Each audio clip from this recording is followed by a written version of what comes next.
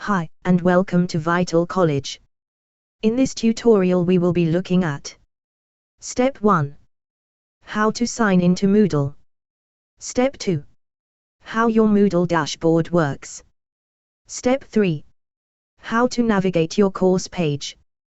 A few things to know before we start.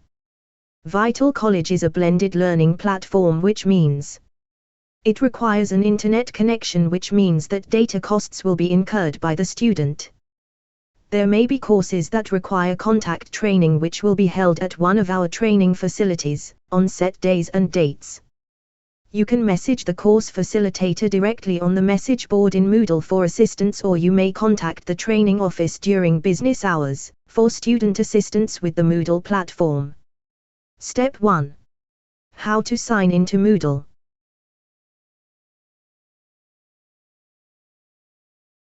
First step is to open your browser, for example, Google Chrome, Firefox, Edge, Safari, Internet Explorer. Second step. Type www.vitalonline.coza into your browser, then press Enter.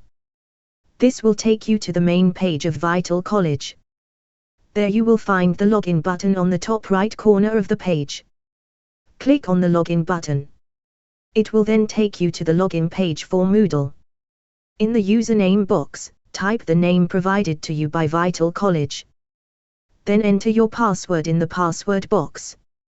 Please note that your username and password will be sent to you by Vital College on completion of registration. You will now be logged into the Moodle platform, where the first thing you will see is your main dashboard page. That takes us to Step 2. Step 2.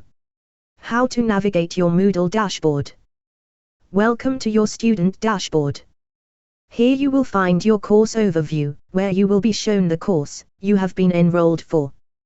On the dashboard you will see on the left-hand side a column that displays the Home Dashboard button as well as a Calendar button. This navigation panel will always show on the left-hand side of the window. On the right side of your dashboard is a list of upcoming events. This section will tell you when classes will be held as well as when your formative assessments are due. It will also tell you if there are upcoming video lectures that will be held. Below upcoming events is the calendar. Here you will find the dates your assessments are due, when events are taking place, or if you are scheduled to attend training at one of our training centers.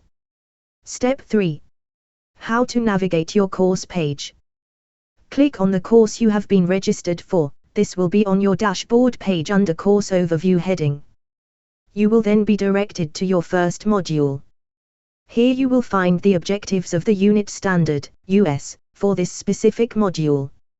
Each module consists of a number of unit standards.